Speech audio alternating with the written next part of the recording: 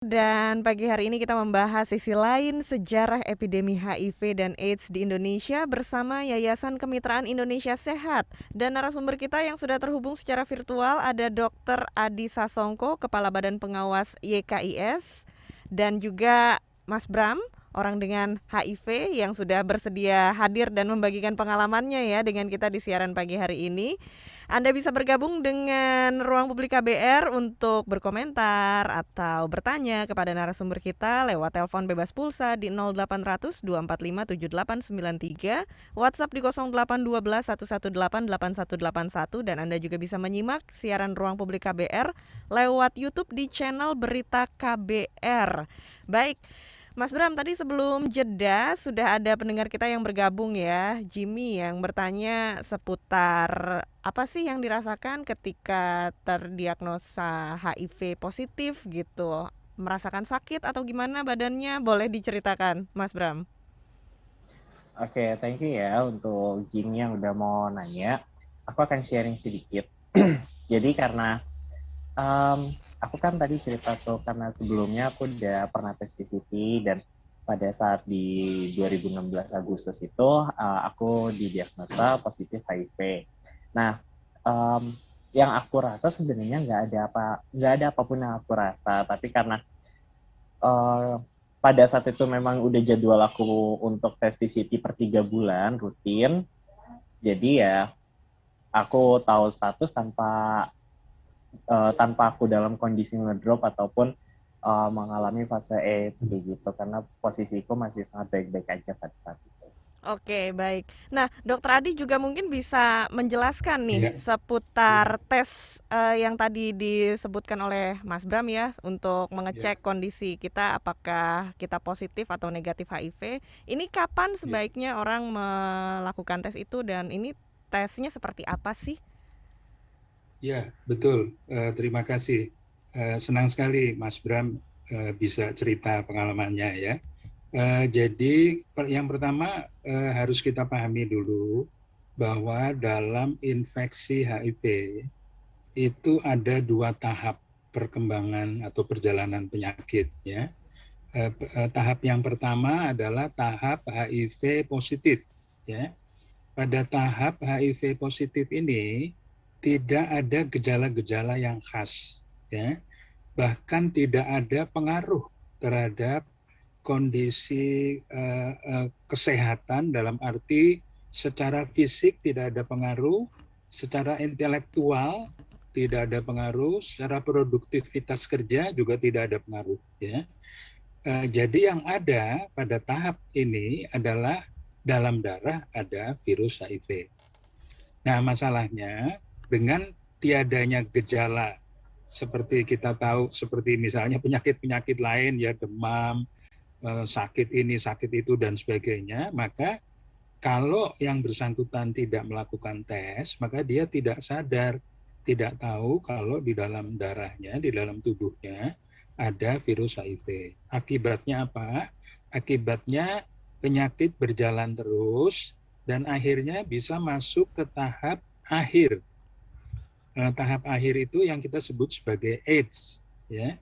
Jadi kalau sudah masuk tahap AIDS, maka orangnya jadi sakit, ya. Ya. Jadi harus dirawat, harus istirahat di rumah untuk mengatasi kondisinya. Dan yang juga perlu difahami juga, virus HIV itu merusak kekebalan tubuh, ya. Tetapi kan kekebalan tubuh itu juga tidak mudah rusak, ya. Jadi makan waktu. Rata-rata bisa 5 sampai 10 tahun tahap HIV positif baru menjadi AIDS kalau tidak ada pengobatan, ya. Nah, pada tahap AIDS atau yang kita sebut sebagai tahap akhir dari infeksi HIV, maka kekebalan tubuh sudah runtuh, ya, karena digrogoti sedikit demi sedikit selama bertahun-tahun, akhirnya runtuh, dan pada saat kekebalan tubuh kita mengalami keruntuhan, maka tubuh tidak terlindung lagi dari berbagai infeksi penyakit lain, ya.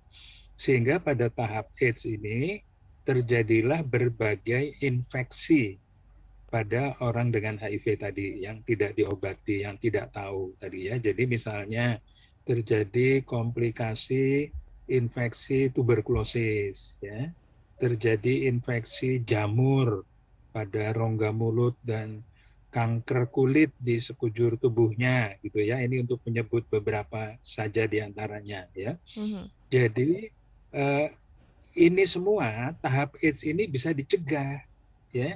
Jadi kalau sudah terlanjur ada penularan HIV, maka kita bisa melakukan pencegahan agar tidak menjadi AIDS. Caranya gimana? Caranya adalah minum obat ya. Jadi sudah ada obat yang kita sebut sebagai antiretroviral ya. Dengan minum antiretroviral ini, maka jumlah virus di dalam tubuh tidak berkembang biak semakin banyak ya, sehingga daya destruksi, daya pengerusakan kekebalan tubuh menjadi bisa direm. Sehingga kalau orang itu teratur minum obat dan disiplin minum obat sesuai jadwal, sesuai dosis, maka kekebalan tubuh itu bisa dipelihara terus sehingga tidak masuk ke tahap AIDS. Artinya orang dengan HIV kemudian minum obat, melakukan pemeriksaan berkala, periksa darah dan sebagainya, itu akan sama sehatnya dengan orang yang bebas HIV. Sebagai contoh ya, Magic Johnson Ya. ya. Ya, Magic Johnson itu sudah tertular HIV, tapi karena dia ketat dengan gaya hidup sehat gitu ya, ketat dengan minum obat secara teratur, jadwal pemeriksaan kesehatan juga teratur, maka dia tetap prima kesehatannya ya. Jadi penularan HIV tidak berarti kita jadi sakit, tidak berarti kita tidak bisa bekerja produktif, tidak berarti kita tidak bisa berprestasi ya. Jadi status HIV positif, orangnya bisa tetap berprestasi, bisa tetap sekolah dengan baik, bisa bekerja dengan produktif, ya, kemampuan intelektualnya tidak terganggu, kondisi kesehatan fisiknya tetap prima, ya. Nah, inilah yang harus dipahami oleh masyarakat. Dan disinilah ya, terima kasih nih sharing pengalaman dari Mas Bram. Kita perlu tahu sedini mungkin status HIV kita ya. Dengan kita tahu status HIV, kita bisa segera minum obat. Dengan minum obat, maka kerusakan sel darah putih, sistem kekebalan tubuh kita bisa direm ya, sehingga kita bisa tetap hidup sehat, produktif ya. Iya. Baik, jadi dengan pengobatan orang dengan HIV pun bisa terus hidup sehat seperti tadi Pak Dr. Adi menyebutkan adalah Magic Johnson yang tetap bisa terus menjadi atlet basket NBA ya Pak ya. Iya, betul. Betul. Walaupun orang dengan HIV tapi tetap bisa melakukan banyak hal, bekerja dengan produktif ya.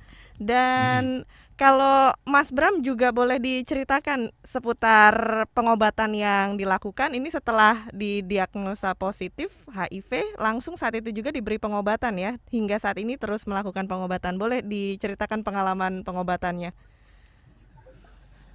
Oke. Jadi pada saat aku setelah dapat hasil itu, karena aku udah cukup tahu informasinya, jadinya aku langsung mutusin untuk gimana caranya aku bisa akses HRV tersebut. Dan step-stepnya itu adalah aku pertama di tes keratinin, terus fungsi aktif fungsi ginjal, dan karena dibilang itu adalah obat yang cukup keras dan akan berpengaruh dengan fungsi ginjal dan fungsi hati juga, sehingga itu harus diperiksakan. Nah, pada saat itu aku periksa dan besokannya aku terima hasilnya, fungsi hati, fungsi ginjal dan keratiniku normal, bagus semua, dan aku dapat pengobatan selama 15 hari untuk pertama gitu. Nah, untuk di 2 minggu pertama itu aku memang merasakan efek pusing, terus juga em, sebenarnya pusing aja sih, kayak keliengan gitu 1 jam setelah minum. Nah, tapi itu efek yang aku rasakan hanya kurang lebih nggak sampai 2 minggu pas sih sebenarnya. Paling ya sekitar 10 harian itu, terus habis itu obat itu udah terbiasa gitu. Karena memang em, obat yang jenis yang aku minum itu tenofovir, lamivudin, efavirenz, dan itu FDC, yaitu fixed dose combination, yang dimana 3 regimen itu dijadikan 1 pil gitu. Dan untuk efeknya sendiri itu cukup bervariasi, seperti ada keliengan itu biasanya itu paling umumnya, terus juga ada rasa mual, terus juga mungkin beberapa alergi akan kambuh bagi yang punya alergi kayak gitu. Dan itu efek-efek tersebut itu adalah hal yang normal dan wajar ketika awal-awal penggunaan gitu, karena obat itu juga harus berinteraksi dengan tubuh dan tubuh membiasakan dengan obat tersebut gitu. Dan kalau untuk mengatasi efek yang pernah aku alamin, yaitu keliengannya, sebenarnya aku cukup istirahat sih, makanya pas mau minum obat itu aku minum sebelum tidur gitu, 1 jam sebelum tidur. Jadi Oh ketika aku gitu. bangun pagi ya, jadi ketika aku bangun pagi udah biasa-biasa aja, nggak ada efek apa-apa. Tapi di sisi lain juga banyak teman-teman juga yang ada yang tidak mengalami efek sama sekali, terus juga bahkan ada yang masih mengalami efek selama lebih dari 1 tahun gitu, karena setiap individu tubuh itu berbeda-beda dalam uh, penerimaan zat tertentu gitu. Iya, tapi yang jelas jangan sampai pengobatannya terputus gitu ya. Ya, itu yang paling penting, Mm-mm. dijaga adherence kepatuhan minum obatnya. Oke, baik. Iya. Dokter Adi dan Mas Bram, kita akan lanjutkan lagi ngobrol-ngobrolnya setelah jeda. Tapi sebelumnya kita beri kesempatan dulu ya untuk penelpon dari Kebon Jeruk, Jakarta, yaitu Sari yang sudah bergabung. Halo, selamat pagi Sari, apa kabar? Ya, sehat, Mbak. Iya, Saya mau menanyakan pada dokter ya, sama Mas Bram nanti. Kalau udah silakan. dokter, obat retroviral itu bentuknya dan isinya apa aja ya? Ya. Terus juga buat Mas Bram, saya selalu juga nih buat Mas Bram, dan mungkin ya teman-teman juga sama seperti Mas Bram, menghilangkan stigma itu seperti apa ya? Bisa diceritakan dong ke kita. Terima kasih. Oke, baik Sari dari Kebon Jeruk Jakarta sudah bergabung, terima kasih. Dan nanti pertanyaannya akan dijawab setelah jeda ya. Bagi Anda yang ingin bergabung silakan menghubungi telepon bebas pulsa di 0800 245 7893, WhatsApp di 0812 118 8181, dan juga Anda bisa menyimak siaran ini lewat 100 radio jaringan KBR di seluruh Indonesia dan di Jakarta lewat 104,2 MS3 FM.